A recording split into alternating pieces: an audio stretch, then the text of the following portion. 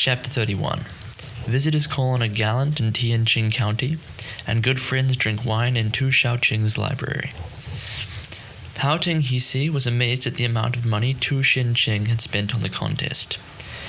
Why don't I take advantage of his generosity to borrow a few hundred taels, he thought. Then I can start another opera company and make enough to live on. Having reached this decision, he made himself so useful every day in the house by the river that Tu began to feel under an obligation to him. And late one night, when none of the servants were in the room, they had a frank talk. "What do you live on, Mr. Pao?" inquired Tu. "You ought to go into some kind of business, you know." At this question, Tinghisi plumped down on both knees.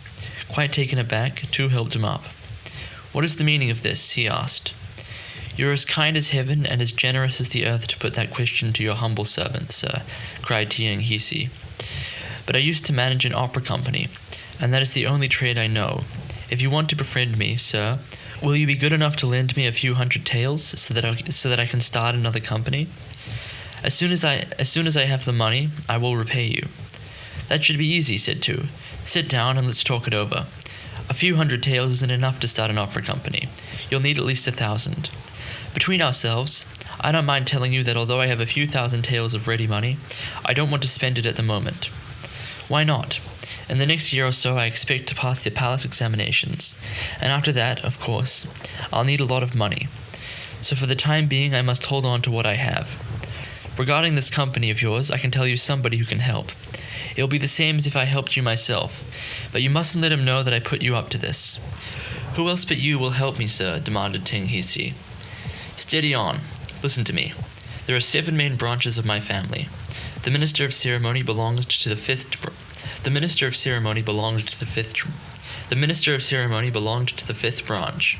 2 generations ago, the head of the 7th branch passed first in the palace examinations, and his son was prefect of Kangchao in Qingxi. He was my uncle, and his son is my 25th cousin, Shaoqing. He is 2 years younger than I am, and has passed the district examination too. My uncle was an honest officer who didn't add anything to the family estate, and left no more than 10,000 taels at his death. But, like a fool, Shaoqing acts as if he has hundreds of thousands. He doesn't know the difference between good silver and bad, yet he loves to act the patron. Anyone with a bad luck story can be sure of substantial help from him. Why don't you stay and help me out till autumn, when it's cooler? Then I'll give you your fare to Tianchang. I guarantee you'll get your 1,000 taels. I hope you'll write a letter of introduction for me, sir, when the time comes." No, that would never do. He likes to be the one and only patron helping anybody. He doesn't like others to join in. If I were to write, he'd think I'd already helped you and wouldn't trouble to do anything for you. You must apply to someone else first." "To whom?" "My cousin used to have an old steward called Xiao, whom you ought to know. He came one year when my father was alive," said Tinghisi after thinking hard. He arranged for us to give a performance for the old mistress's birthday.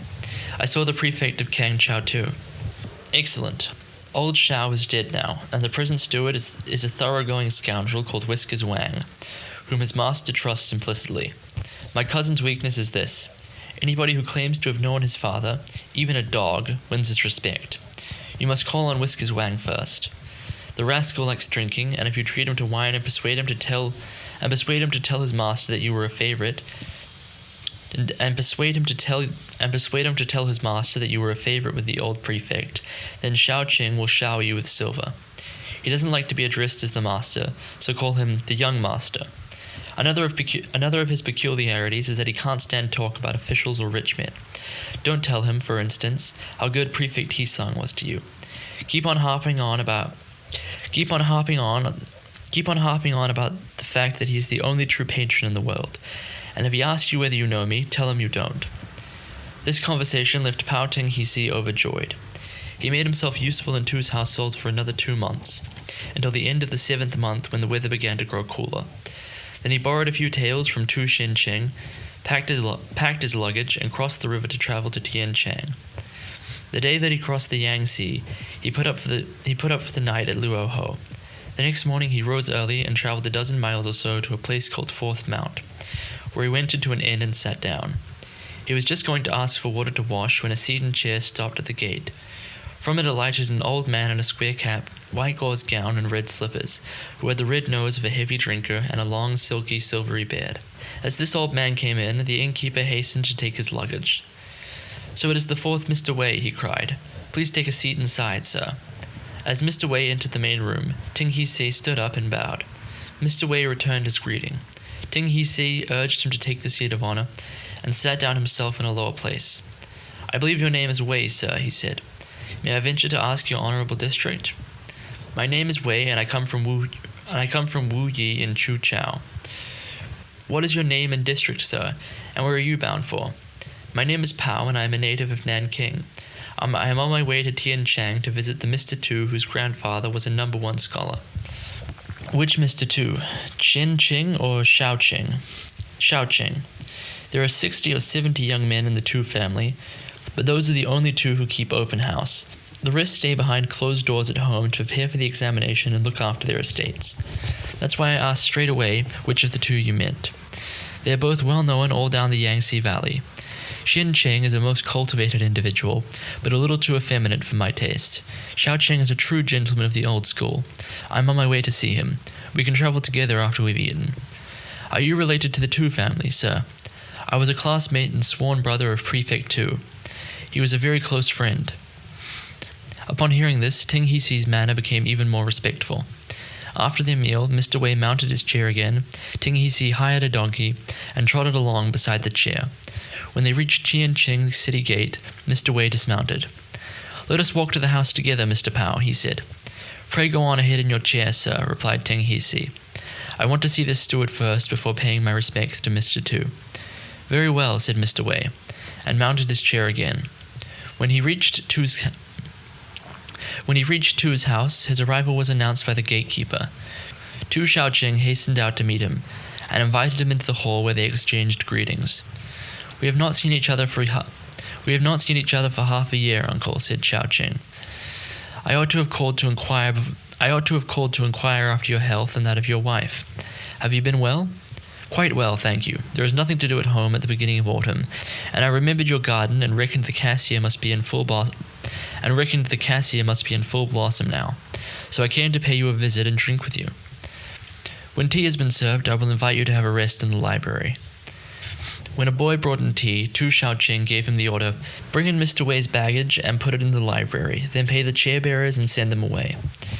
Presently he led in Mr. Wei by a passage from the back along a winding path to the garden. As they went in, they saw 3 rooms with an eastern exposure.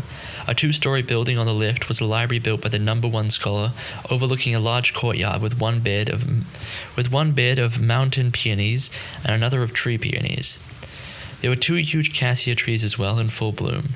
On the other side were 3 summer houses and a 3-roomed library behind them, overlooking a great lotus pool.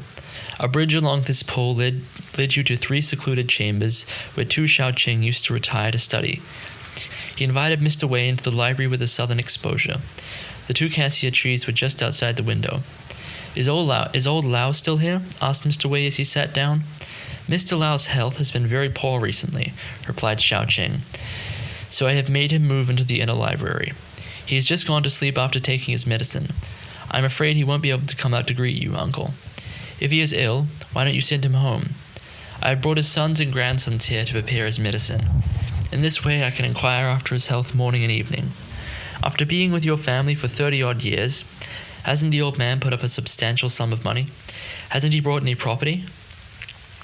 After my father was appointed prefect of Kanchao, he gave the books for the entire properties to Mr. Lao. Mr. Lao was in complete charge of all financial transactions, and my father never questioned him. Apart from his salary of 40 taels of silver a year, Mr. Lao didn't touch a cent. When the time came for collecting rent, he would go down to the country to visit tenants himself, and if they prepared 2 dishes for him, he would send one away and eat one only. Whenever his sons or grandsons came to see him, he would pack them off after 2 days and would never allow them to take a cent beyond their traveling money. In fact, he used to search them as they were leaving, to make sure none of the stewards had given them any silver. But in collecting rents or interest, if he discovered any of his friends or relatives were in difficulties, he would do his best to help them. My father knew this but didn't query it. Sometimes, when my father's debtors were unable to pay, Mr. Lau would burn their notes of hand. Though he is an old man now, with 2 sons and 4 grandsons, he is still no richer than before. I feel very bad about it." "A true gentleman of the old school," exclaimed Mr. Wei admiringly. "Is Shen Ching at home and well?" "My cousin has gone to Nanking." Just then Whiskers Wang took up his stand outside the window with a red card in his hand, but did not presume to enter. "What is it, Wang?" asked Xiao Ching, catching sight of him. "What's that in your hand?" The steward came in and handed the card to his master. "A man called Pao is here from Nanking," he announced. "He's a theatre manager who has been away from home for the last few years and has only just come back. Now he's crossed the river to pay his respects to you, sir. If he's in the theatre, tell him I have guests and can't see him. Keep his card and ask him to leave. He says he was very kindly treated by our late master, sir. He wants very much to see you to thank you." "Did my father help him out?" "Yes, sir. One year Mr. Shao fetched his company across the river, and the prefect took a great fancy to this Pao Ting Hisi. He promised to look after him. In that case, show him in." "I met this fellow Pao from Nanking on the road," said Mr. Wei. Whiskers Wang went out to fetch Pao Ting Hisi, who advanced reverently. He looked around the spacious garden and could see no end to it. Upon reaching the library door, he saw 2 Xiao Qing sitting there with a guest. 2 was wearing a square cap, jade-colored lined gauze gown, and pearl-decked shoes. He had a rather sallow complexion, and eyebrows which rose obliquely, like a portrait of the god of war. "That is your young master," said Whiskers Wang. "You can go in." Pao Ting Hisi went in, knelt down, and kowtowed. "We are old friends," said Tu, helping him up. "Don't stand on ceremony." Ting Hisi rose to his feet and exchanged greetings, first with Mr. Tu, then with Mr. Wei. Tu Xiaoqing invited him to be seated on the lower seat. "I owe your father such a debt of gratitude that even if my bones are ground to powder, it will be hard to repay it," said Ting Hisi. "Because things have not gone well for me these past few years, I have been busy touring with my players. I did not come to pay my respects to the young master. Only today have I come to inquire after the young master's health. I hope you will forgive me, sir, for being so remiss." "Just now," said Tu, "my steward Wang told me that my father took a great fancy to you, and meant to look after you. Since you are here and you must stay, I will see what I can do for you." "Dinner is ready, sir," announced Whiskers Wang. Where would you like it served?" "Why not here?" suggested Mr. Wei. "We need a 4th, said Tu, and after a moment's hesitation called the library boy, Chie Chu. "Go out through the back gate and invite Mr. Chang over," he ordered. Chie Chu assented and left. Presently the boy returned accompanied by a man with large eyes and a brownish mustache, who was wearing a tile-shaped cap and wide cloth gown. Swaying as he walked in imitation of a scholar's gait, he came in, greeted them, sat down, and asked Mr. Wei's name. "And what is your honorable name, sir?" inquired Mr. Wei after giving his own. "I am Chang Chun Min," was the reply, "and have served the Tu family for many years. I have a smattering of medical knowledge, and the young master does me the favor of calling me in every day to attend to Mr. Lau. How has the old gentleman been since he took his medicine today?" Tu Xiaoqing ordered Chia Chu to go and find out. "Mr. Lau had a nap after his medicine," reported the boy on his return. "He is awake now and feels rather better." "Who is this gentleman?" asked Chang, indicating Ting Hisi. "He is my friend Pao from Nanking," replied Tu. While they were speaking, the table was spread, and they sat down, Mr. Wei in the seat of honor, Chang Chun-min opposite him, and Tu Xiaoqing in the place of host, and Pao Ting Hisi in the lowest seat. Their cups were filled, and they began to drink. The dishes to go with the wine had all been prepared at home and were delicious. There was ham that had been hung for 3 years and crabs weighing half a caddy each, removed from their shells before cooking. "I have no doubt that you have attained great skill in your calling," said Mr. Wei to Chang Chun-min while they were eating. "A thorough knowledge of Wang Shu Ho is not as good as experience of many diseases. I won't deceive you, sir. I have knocked about a good deal outside without reading any books, but seeing plenty of patients. Only recently, thanks to the young master's advice, have I learned the need for book knowledge. so I am not teaching my son medicine, but have engaged a tutor for him, and he is writing compositions which he brings to show Mr. Tu. The young master always comments on them for him, and I also study these comments carefully at home. In this way, learning something about literary composition.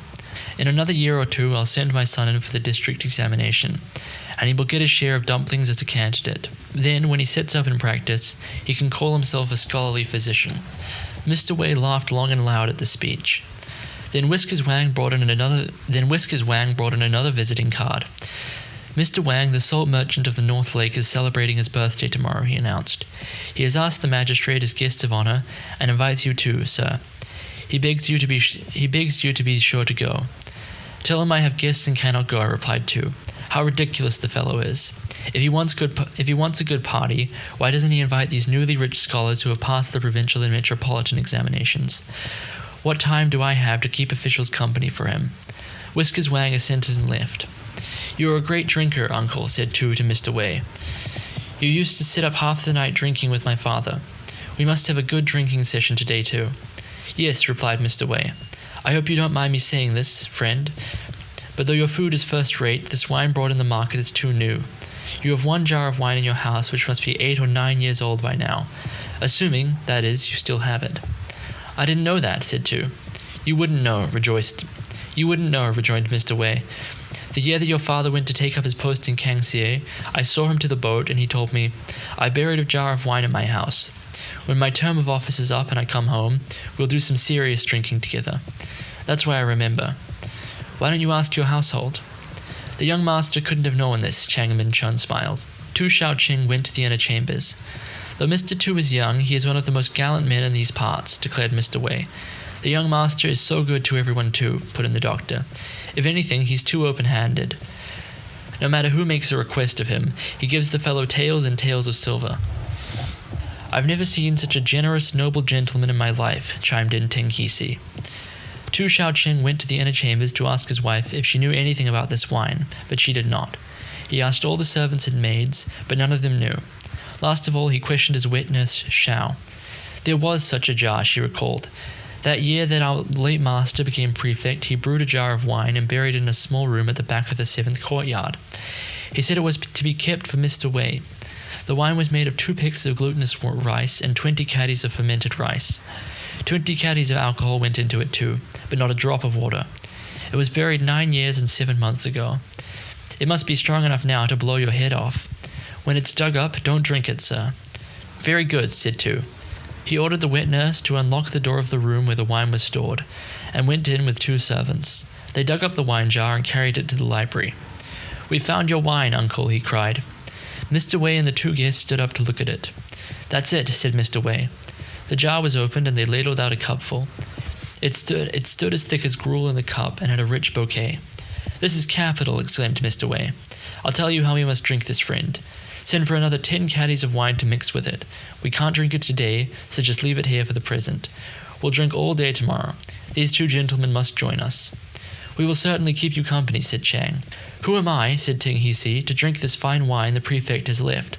Tomorrow will be the happiest day of my life." Presently, Chi Chue was told to fetch a lantern and escort the doctor home. Ting Hisi slept in the library with Mr. Wei, and Tu Shaoqing waited till the latter had gone to bed before retiring himself. The next morning, Pao Ting Hisi rose early and went to Whiskers Wang's room. Chi Chue was sitting there with another servant. "Is Mr. Wei up yet?" said Whiskers Wang. "He's up and washing his face," said Chi Chue. "Is the young master up?" the steward asked the other servant. "He's been up a long time. He's in Mr. Lau's room watching them prepare the medicine." "Our master is an extraordinary man," declared Whiskers Wang. "Mr. Lau is only one of the prefect's employees. When he fell ill, our master should have given him a few taels of silver and sent him home. Why keep him here and treat him as if he's one of the family, waiting on him hand and foot?" "How can you say that, Mr. Wang?" protested the servant. "When we prepare gruel or dishes for Mr. Lau, it's not enough for his sons and grandsons to inspect them. Our master has gone to see them too before they can be given, Mr. Lau. The ginseng pot is kept in the mistress's room, and of course she prepares the ginseng and other medicines herself. Every morning and evening, if our master doesn't take in the ginseng himself, it's the mistress who takes it into the patient. If the master hears you talking like that, he'll give you a good dressing down. Just then the gatekeeper came in. "Go in, Uncle Wang, and announce that the third Mr. Siang is here," he said. "He's sitting in the hall waiting to go see the young master." "Go and fetch the master from Mr. Lau's room," said Whiskers Wang to the servant. "I'm not going there to ask after Lau's health." "This just shows how good your master is," declared Ting He-si. "This just shows how good your master is," declared Ting He-si. Presently Tu Xiaoqing came out to see Mr. Siang, and after exchanging greetings they sat down. "I haven't seen you for some days," third brother remarked Tu. "What have you been doing in your literary groups?" "Your gateman told me you had a guest from some distance," said Siang. "Xin Jiang means to enjoy himself so much in Nanking that he doesn't want to come back." "Uncle Wei from Wu Yi is here," said Tu. "I'm preparing a feast for him today, and you must stay to do so." "I'm preparing a feast for him today, and you must stay to it too. Let's go to the library now." "Wait a minute," said Siang. "I have something to say to you. Magistrate Wang here is my patron, and he's told me many times how much he admires your talent. When are you coming with me to see him?" "I must leave it to you, third brother, to call on magistrates and pay your respects as a student," replied Tu. "Why, in my father's time, to say nothing of my grandfathers and great-grandfathers, heaven knows how many magistrates came here. If he really respects me, why doesn't he call on me first? Why should I call on him? I'm sorry I passed the district examinations, since it means I have to address the local magistrate as my patron. As for this magistrate Wang, who crawled out of some dust heap to pass the metropolitan examination, I wouldn't even want him as my student. Why should I meet him? So when the salt merchant who lives at the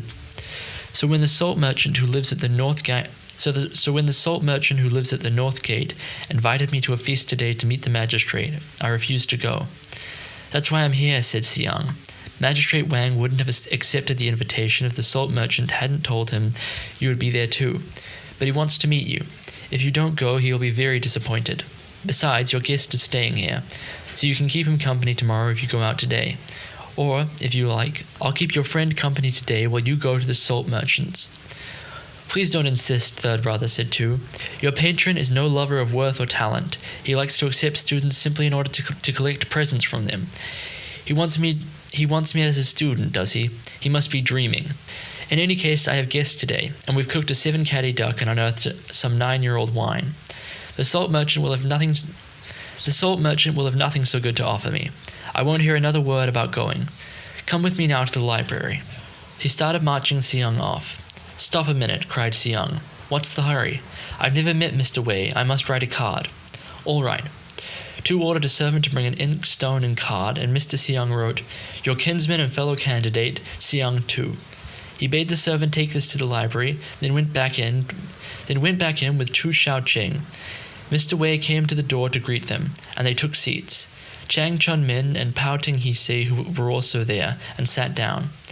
Chang Chun-min and Pao Ting He-se, who were also there, sat down. "May I inquire your second name, Mr. Wei?" asked Siang. "Mr. Siang's second name is Lao Chai." "Mr. Siang's second name is Lao Chai," said Tu. "He was one of the best students of the year and is a good friend of Chen Ching as well." "I am delighted to make your acquaintance," said Mr. Wei. "I have long wanted to meet you, sir," rejoined Siang. Siang knew the doctor, but looked at Pao Ting He-se as he asked, "Who is this gentleman?" "This gentleman is Pao," replied Ting He-se. I have just arrived from Nanking. If you come from Nanking, do you know Mr. Tu Xin-cheng?" "I have met the 17th master." While they breakfasted, Mr. Wao brought out the wine and added 10 caddies of new wine to it, then ordered the servants to light plenty of charcoal and pile it when it was red by the cassia trees, setting the jar of wine on top.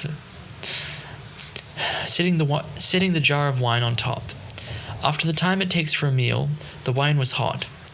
Chang Chun-min helped the servant take down the 6 window frames and moved the table to under the eaves. Then they took seats, and fresh dishes were served. Tu Xiaoqing called for 1 gold and 4 jade cups, which he filled by dipping them into the wine. Mr. Wei had the gold cup, and after each drink exclaimed, "Marvelous!" They had feasted for some time when Whiskers Wang led in 4 servants carrying a chest. Tu asked what was in it. "This is a chest full of new autumn clothes for you, sir. And for the mistress and young gentlemen, they have just been made, and I brought them for you to check. I've already paid the tailor. "Leave them here," said Tu. "I'll look at them when we've finished drinking." No sooner had the chest been set down than the tailor came in. Tailor Yang is here," announced Whiskers Wang. "What does he want?" asked Tu. He stood up and saw the tailor walk into the courtyard, kneel down and kowtow, then burst out sobbing. "What is the matter, Mr. Tang?" exclaimed Tu, much surprised. "I've been working all this time in your house, sir," said the tailor. "This morning I received my pay. I didn't know that my mother would suddenly take ill and die. I didn't foresee this when I went home, so I used all the money to pay for my fuel and rice bills, and now I haven't got a coffin to bury my mother or mourning. There's nothing I can do but come back and beg you to lend me a few taels of silver. I'll work off the debt gradually. How much do you want?" "I'm a poor man, I dare not ask for a lot. 6 taels, if that's not too much, sir. Otherwise 4 taels. I must be able to pay it back by tailoring." "I don't want you to repay it," said Tu, much moved. You must be in a small way of business, but you can't treat your mother's funeral casually, or you will regret it in your life. What good are a few taels? You must buy a 16-tael coffin at the very least, and with clothes and miscellaneous expenses, you'll need 20 taels altogether. I haven't got a cent in the house at the moment. Wait, though. This chest of clothes can be pawned for 20 taels. Wang, you take this chest for Mr. Yang. And give him all the money you can raise on it. I don't want this to prey on your mind, Mr. Yang. Just forget it. You aren't drinking or gambling with my silver, but seeing to the most important event of your mother's funeral. We all have mothers, don't we? It's only right for me to help you." The tailor carried out the chest with Whiskers Wang help, crying as he did so. Tu Shaoqing came back to the table and sat down. "That was a fine deed, friend," said Mr. Wei. Ting He-se shot out his tongue. "Amitabha Buddha," he exclaimed. "I didn't know such a good man existed." They feasted all day. Since Siang was not a heavy drinker, by the afternoon he was sick and had to be helped home. Mr. Wei and the others drank till the 3rd watch, and broke up only when the jar of wine was empty. But to know what followed, you must read the next chapter.